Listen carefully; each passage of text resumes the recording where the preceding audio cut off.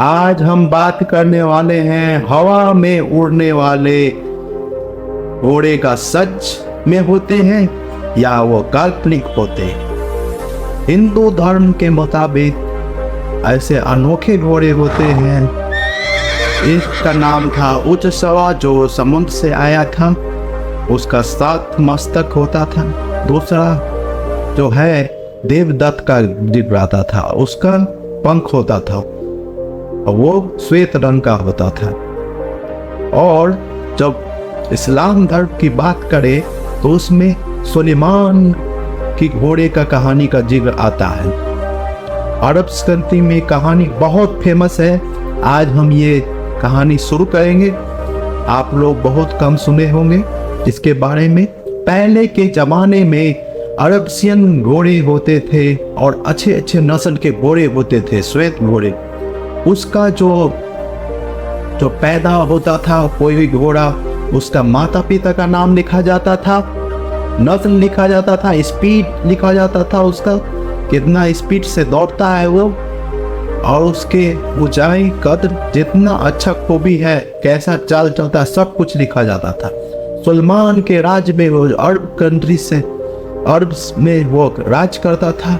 Servant सब उसके होते थे सुलेमान के, जो उस घोड़े सब का मसाज करते थे। उसके समय इस समय कोई भी उड़ने वाला घोड़ा नहीं था। शुरू में उसके पास कोई भी उड़ने वाला नहीं था, ऐसा ही चलने दौड़ने वाला घोड़ा था। तो उसका जो थ्रोन था, राज तख्त, तो उस पे कालीन और राज तख्त दोनों हवा में उड़ते थे। सवाब जो उसकी मलिका थी सुलेमान की, उससे बहुत प्रभावित हुई और एक दिन उससे ख्वाहिश की कि हमको उस तख्त जो थ्रोन्स है उस पे हमको सवारी करके भ्रमण करवाइए। तो सुलेमान उसका बात मान लेता है और उस कालीन तख्त पे सवार होकर चलने लगता है। उड़ते उड़ते वो 7 समुद्र पार कर लेता है और उड़ते उड़ते उसको पता भी नहीं चलता है, वो स्वर्ग में आके पहुंच जाता है। स्वर्ग में उसका अच्छा देश, बहुत सारे फूल, जीव जंतु रहते हैं। मन एक अनोखा चीज उससे मिलता है, वो रहता है उड़ने वाला घोड़ा। आजकल इसको फैगस, यूनानी में फैगस तरह तरह का बोला जाता है, यूनिकॉर्न, एलिकॉर्न, जो भी अच्छा हो, बड़ उसमें पंख था, श्वेत रंग का था और अच्छा था।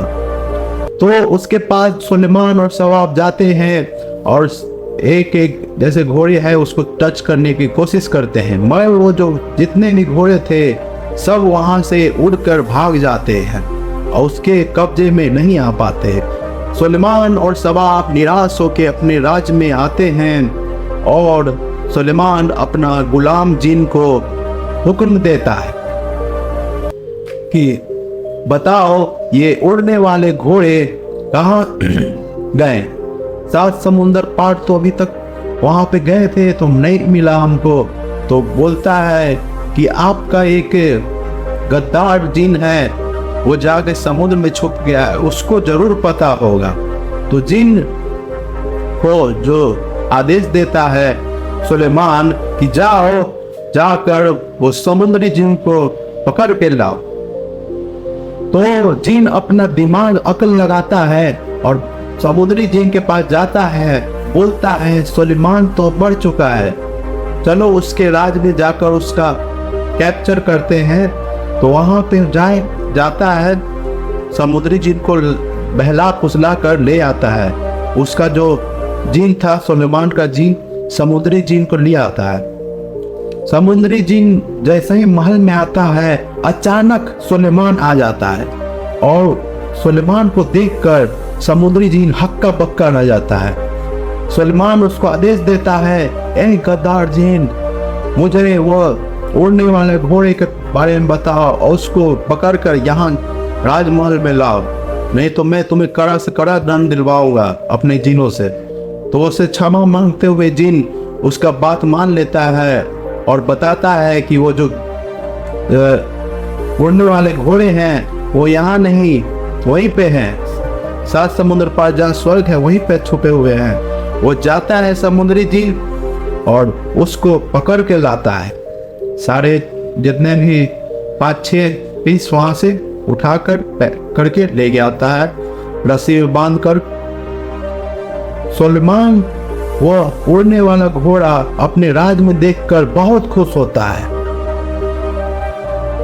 इसी जो उड़ने वाले जो घोड़ा है सुलेमान का घोड़ा यूनानी में फैगस कहलाता है मित्रों, इसको फैगस कहते हैं। तो सुलेमान जब एक दिन की बात है, सुलेमान अपने घोड़े को सहला रहा था, मसाज कर रहा था। इतना गुल हो गया, दिन पे दिन बीतता गया तो वहां पे एक देवदूत आते हैं। बोलते हैं सुलेमान तुमने इतने दिन से, बहुत दिन से तुम खोए हो, वो विलास कर रहे हो, भगवान को याद नहीं करते हो। ये सुनकर सुलेमान बहुत हताश हो जाता है, बहुत निराश हो जाता है और वो सोचता है मैं इस घोड़े के जो पंख है उसके पीछे उससे अट्रैक्ट हो चुका हूँ। तो घोड़ा जो है उसके भगवान को याद करने में बाधा बढ़ रहा था। तो वो बोलता है अपने जिन और वफादार सैनिकों से कि घोड़े का जो पंख है उसको काट दिया जाए। आदेश पाते ही सैनिक और जिन ने उसके घोड़े जो पंख वाले घोड़े थे वो पंख काट दिए।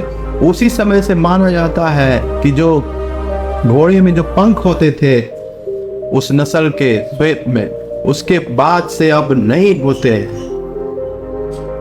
उसी समय से यूनानी धर्म के मुताबिक जो फैगस है और एलिकॉन है, एलिकॉन का मतलब होता है जो घोड़ा है उसके ऊपर एक सिंह है और प्लस और उसके पास एक 2 पर भी होता है, उसी को एलिकॉन कहा जाता है। यूनानी धर्म के मुताबिक जो फैगस जो जीवस है जो फैगस का सवारी करता है और एलिकॉन का भी सवारी करता है। अब हम बात करने वाले हैं यूनिकॉर्न के बारे में। यूनिकॉर्न एक सफेद घोड़ा होता है, उसके पास एक आगे की तरफ बहुत बड़ा सिंह होता है। बोला जाता है वो 28 इंच का होता है। वो बड़े से बड़े रोग और बीमारी को ठीक कर देता है। वो सिंह, उसे छूने से बड़े रोग ठीक हो जाते हैं और अगर जहरीला पानी हो तो उसको अमृत बना देता है। ऐसी शक्ति होती है यूनिकॉर्न घोड़े में। और जैसे बहुत पहले की बात था कि जैसे कि समुद्री नाविक जो होते थे लोगों को बुड़बक बनाते थे और जंगली जो मछली थी उसकी सींग को निकाल कर यूनिकॉर्न का सींग बनाकर झूठ मूठ का बेच देते थे। अब आता है बारी फैगस के बारे में। फैगस का जन्म कैसे होता है? फैगस का जन्म उसकी माता के बारे में जानते हैं। उसकी मदर थी मेडुसा। उसके जो हेयर थे वो स्नेक के थे, स्नेक हेयर था, सब में सांप लटका हुआ रहता था। उसका जो जन्म था हुआ फैगस का मेडुसा और पोसीडोन से हुआ था। पति पोसीडोन था और ग्रीक महानायक पर्सिस ने मेडुसा का सर काट दिया था जब वो प्रेग्नेंट थी। तो उसके बाद जो फैगस है, जो मेडुसा है, वहां से फैगस का जन्म होता है और उसका एक और बेटा होता है उसी समय से माना जाता है कि फैगस का जो जन्म है जो उड़ने वाले घोड़े में शामिल हुआ। अब बात ये सब तो था यूनानी धर्म में जो लिखा हुआ था वो हम बताए हैं। अब बात आती है बाइबल और चाइनीज में भी यही जिक्र आता है कि फैगस घोड़ा होता है, यूनिकॉर्न, एलिकॉर्न, बहुत अच्छे अच्छे घोड़े होते हैं। हिंदू धर्म में भी एक देवदत्त घोड़ा था, उसके घोड़ा होता है, उसके पंख होता है। अब रहस्य के बारे में बताते हैं कि इसका रहस्य क्या है। जैसे कि यूनिकॉर्न है, यूनिकॉर्न के बारे में जैसे साइंटिफिक बताते हैं, पहले के जमाना में एक जीव होता था जो सींग होता था, उसका जैसे फॉसिल है वो पाया गया। मगर जो उड़ने वाले घोड़े हैं उसका तो आज तक कोई भी फॉसिल पाया नहीं गया है। फैक्ट की बात आगे बढ़ा रहे, हम धर्म का आस्था नहीं ठेस पहुंचाने चाहते हैं, हम बताना चाह रहे हैं साइंटिफिक फैक्ट। अपना दिल पे नहीं लीजिएगा आप लोग, जो आप धर्म में आस्था मानते हैं मानिए, साइंटिफिक क्या बोलता है वो हम बता रहे हैं आप लोग को। जैसे जो वहाँ पे जो उसका फॉसिल मिला था और बोला जाता है एवोल्यूशन हुआ था उस घोड़े का, तो राइनोसोरस बना था। एवोल्यूशन होते होते वो राइनोसोरस आज के ज़माने में हो रहा है। अभी वीडियो छोड़कर नहीं जाइएगा, एक साइंटिफिक रिसर्च सुनिए यूनिकॉर्न के बारे में। यूनिकॉर्न घोड़ा का जो कंकाल फॉसिल है कजाकिस्तान में हाल ही फिलहाल में मिला है, जो बताया जाता है 29,000 साल पहले का है।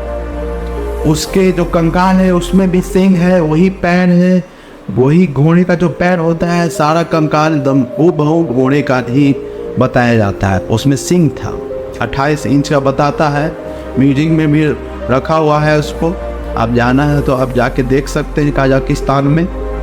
दूसरा जो घोड़े का जिक्र होता है इस्लाम धर्म में, उसको कहा जाता है बुराक। जो वो बुराक था उसके सर जो होते हैं मनुष्य के होते हैं, बाकी जो शरीर है घोड़े के और वो बल्क होते थे। जितना भी तथ्य था हम आज आप लोग के पास रख दिए हैं, रहस्य का खुलासा हो चुका है। आप लोगों ने भी स्टोरी अच्छे से एंजॉय किया। अच्छा लगे तो आप लोग लाइक कीजिए, सब्सक्राइब कीजिए और वीडियो को शेयर करना ना भूलिए। थैंक यू, नमस्ते, जय हिंद।